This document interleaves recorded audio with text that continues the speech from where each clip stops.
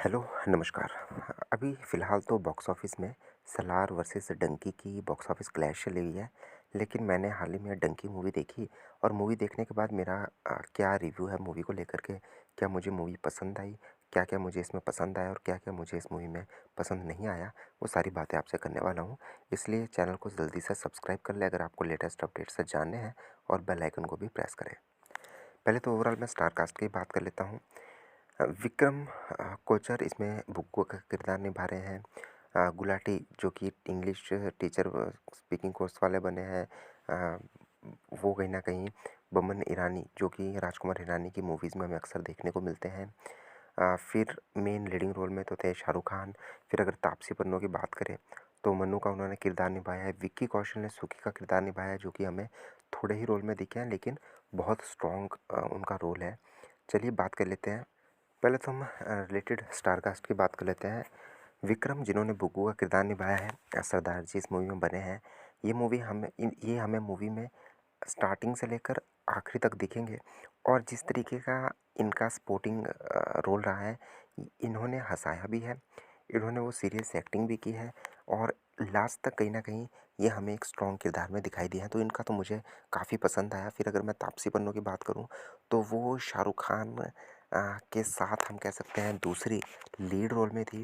शाहरुख खान का परफ़ॉर्मेंस जितना आपको पसंद आएगा, मुझे लगता है उतना ही पसंद आपको कहीं न कहीं तापसी पन्नू का भी परफ़ॉर्मेंस आएगा और तापसी पन्नू मुझे लगता है कहीं न कहीं एक्टर अच्छी है। लेकिन उन्हें और ज़्यादा ऐसी मूवीज़ करनी चाहिए, बड़ी मूवीज़ भी जिससे कि वो ज़्यादा से ज़्यादा ऑडियंस तक पहुँच सके। फिर अगर हम शाहरुख खान की बात कर लें तो ऑफ़ कोर्स शाहरुख खान के लुक्स स्टार्टिंग से लेकर एंड तक अच्छे थे, लेकिन हाँ, जो उनका वो बुढ़ापे वाला लुक था ना, चाहे शाहरुख खान का हो, चाहे फिर वो तापसी पन्नू का हो, वो मुझे थोड़ा अजीब-सा लगा। आपको भी लगा होगा उसमें फेस तो हमें ऐसा लग रहा था कि जवान वाला फेस है, बाल सफ़ेद-सफ़ेद है। ये मैं चाहे इन सब की ही बात कर लूँ, मुझे सबका ही ऐसा लगा जो बुढ़ापे वाला जो लुक था, वो थोड़ा-सा अजीब-सा लगा। ओवरऑल अगर मैं कहूँ तो इसमें हमें पॉजिटिव और नेगेटिव दोनों ही देखने को मिले हैं मूवी में। ऐसा तो मैं नहीं कहूँगा कि इसमें नेगेटिव कुछ भी नहीं था, लेकिन पॉजिटिव तो थी इसमें एक्टिंग।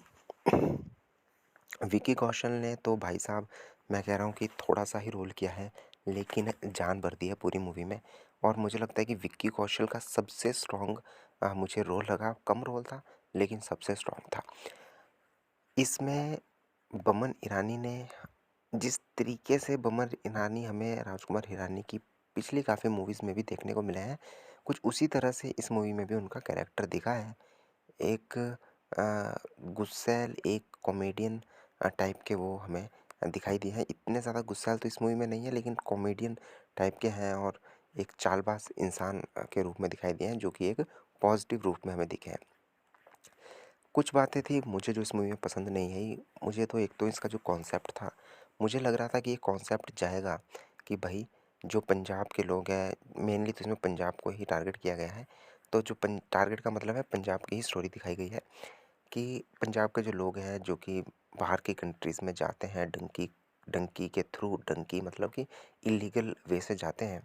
तो मुझे लगा था कि इसमें ये दिखाना चाहेंगे कि वहाँ पे जाना ही क्यों है और इल्लीगल वे से अगर आप जाओगे तो आपको ये परेशानी आएगी। तो आपको इल्लीगल वे से नहीं जाना चाहिए, लीगल वे से जाना चाहिए।